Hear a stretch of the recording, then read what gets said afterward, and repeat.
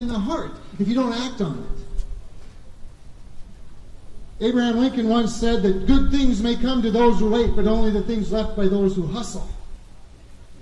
And we've been sitting around with the right philosophy, perhaps even teaching it once in a while, although not in many universities I'm aware of.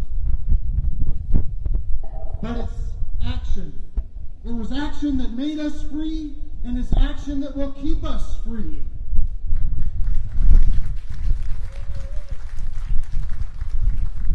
Democracy demands action, and it demands activism. And I regret that John McCain has called us hobbits, but what the heck? Congressman Frost called us the Taliban. Lots of people have called us bigots. Heck, former North Dakota Governor George Sinner called us drunks and addicts.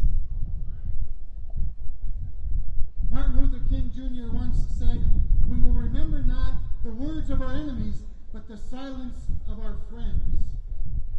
We can be silent no longer, ladies and gentlemen. The time for silence is over. And let me say this to you, Tea Partiers, congratulations on this day. Because on this day, the very debate that is taking place in Washington, D.C. is happening because of you. Because without the Tea Party movement in this country, without those Tea Party freshmen in Congress, the House and the Senate would have passed a debt ceiling limit higher than you could have imagined on a voice vote, then went to the Capitol Grill for cocktails. But they have held their feet to the fire. And now we're having substantive discussions about the foundations of our great country. Happy birthday, Milton Friedman.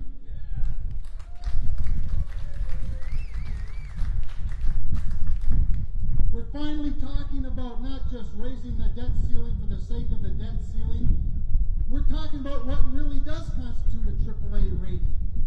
That is called tax cuts, spending cuts, living within your means, giving money back to people. No, not giving them back, letting them keep it in the first place where it's more productive. Where a dollar is a dollar instead of 50 cents. And by the way, since we're talking taxes a little bit, forgive me, my legislative friends in North Dakota, but let's have an honest discussion about North Dakota, shall we? God bless us for living within our means. The Constitution requires it. Fortunately, God has blessed us with rich natural resources above the ground, on the ground, and under the ground. And we've been able to marshal those and utilize those resources for a strong economy, and that's good. But while we've done it, we've been growing our own government by leaps and bounds, over double in a decade. That's not conservative.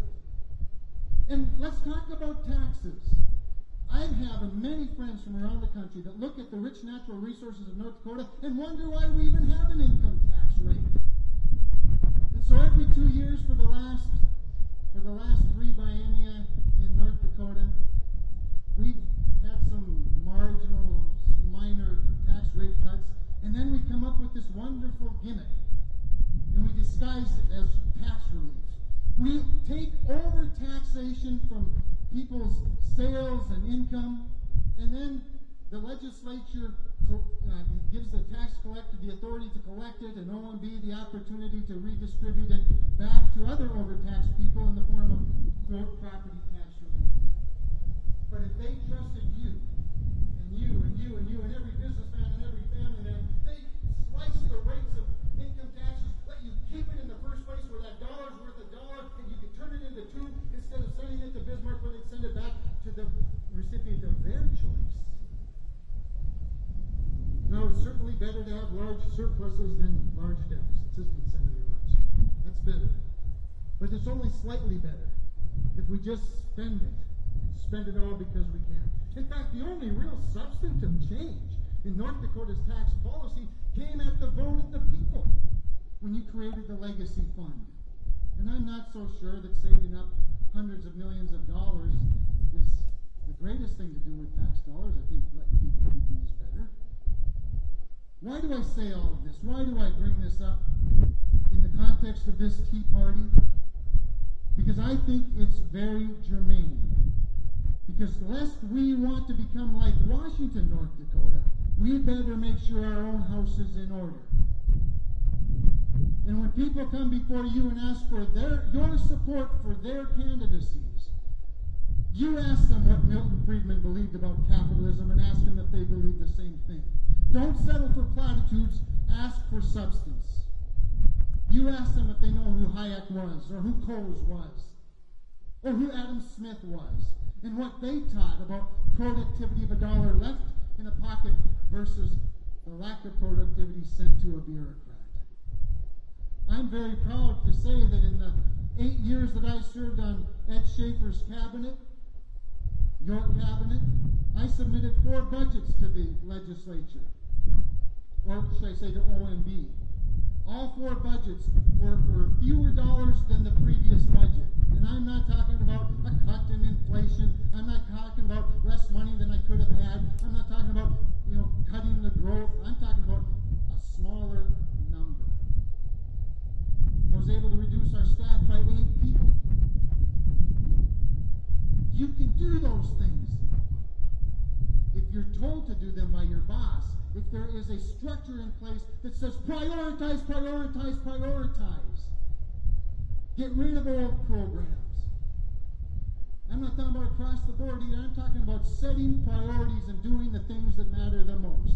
You hold people's feet to the fire like you have to this point. And by the way, activism doesn't just mean protesting the things you're against. It means encouraging the things you're for. It means supporting the candidates that do the right things. And I want to say right here, right now, I am so proud that both our Senator and our Congressman, John Hoeven and Rick Berg, have stood for a balanced budget amendment. That's no small matter in that town. Because they trust you. They trust the states. And Mr. President, if you trusted the people that you work for, you'd let us at the state level vote on ratifying that amendment. Have the guts to do the right thing. So call Congressman Berg, call Senator Hoeven, thank them for their support for the right things. It's a lot more fun, it's a lot easier, it's a lot more productive to be in this process if while you're protesting the bad things, you're also applauding the good things. Finally, let me just say this. As was talked about by previous speakers, there is no liberty apart from its author. Even Thomas Jefferson said that the same God who gives us life gives us our liberty. We can't do it without him. And if you would stand for liberty but not stand with God, I tell you this. The enslaved, imprisoned evangelist in jail in China is freer than we are.